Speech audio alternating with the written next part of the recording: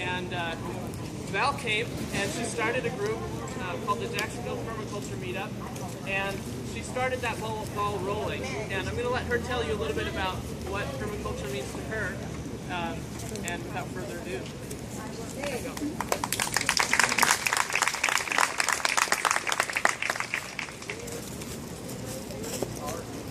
For I know the plans I have for you, declares the Lord.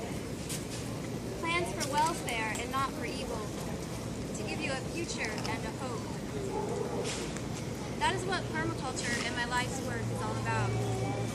To restore hope and inspiration to people's hearts, by demonstrating that there is a way to design a system based around our needs that does not endanger or destroy the life around it.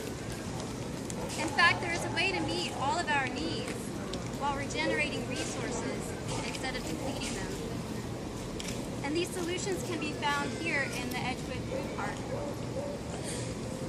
I cannot stress enough how far modern agri-farms have strayed from having partnership with the land. Huge tracts of the same crop sprayed with chemicals and tilled with machines leaves what was once fertile and sustained whole cities with food to barren deserts. There is a huge distance between us and the malpractices of agribusiness that provide food for us. This distance has, without our even realizing it, taken away our responsibility to look after the health of our planet. And without us having a responsibility to tend the land, we lose all power and any hope of regenerating it. The thief comes to steal and kill and destroy. I came that they may have life and have it abundantly. John 10:10. In permaculture, we teach how to create and regenerate our resources from all that the Lord has already provided. You have a wonderful start here at the Edgewood Food Garden Harvest of Dreams Park. This garden here restores hope by placing the responsibility on us to regenerate our own future. Please tend the land with love and patience. Vibrant health does not come back to individuals overnight, and neither does it come back to the land overnight either. The Edgewood Park will become richer and more fertile every year. With a little care, it will continue to be a model of how to create paradise here on earth for the nation and the world.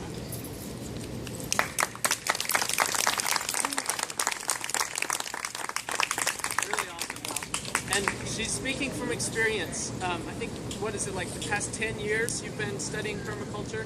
And if you ever get a chance to go by her house, she has a food forest in her front yard. So you walk, literally, you can't see the house from the street. You walk in and you're like underneath the trees and you realize that it's all edible and it's all useful. And it is. It's a very peaceful and restful place. You talked a little bit about regenerating the earth, and that's so key. Something that we have lost is the understanding that our health starts here.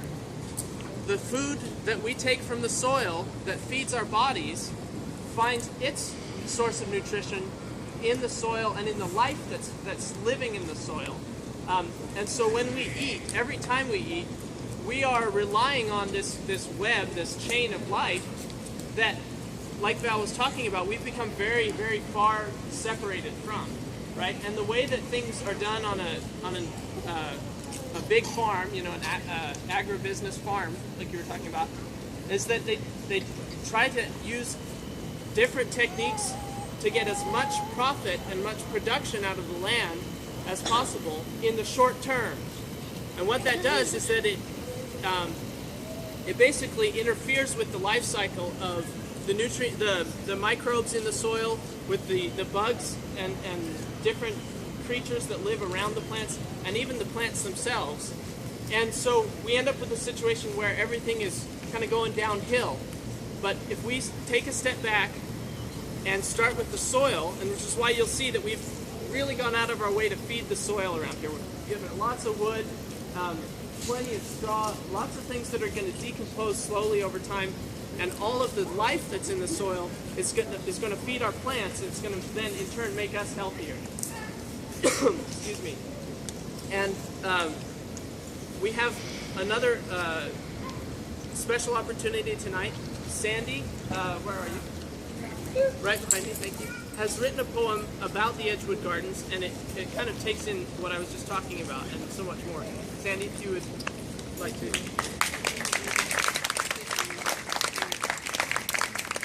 Well, first of all, most of this wonderful feast came from organic food grown naturally through the love of God, or divinity, as you prefer.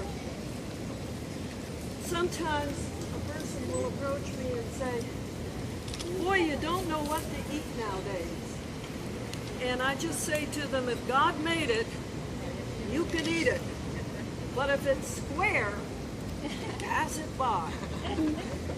At any rate, I wrote a poem for this garden, and for those of us, all of us, are people that care deeply about this issue. I know that they think they're educating us, but we're sitting here while they preach to a very loud choir, and we get very disappointed that sometimes we are not heard. So here's a poem for Edgewood Gardens. From the good green heart of our choked and busy world, from hopes and weeds, good deeds and seeds, from the blessings of our earth and neighbors' hands joined in work, comes this garden, a place to walk, a place to talk, a home for garden creatures, a place to be together.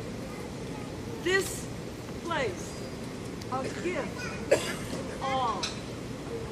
Food when we're hungry, adventure when we're curious, peace when we're tired, solitude for quiet souls. This wonderful bounty, shared by us, it is our own, our fertile earth.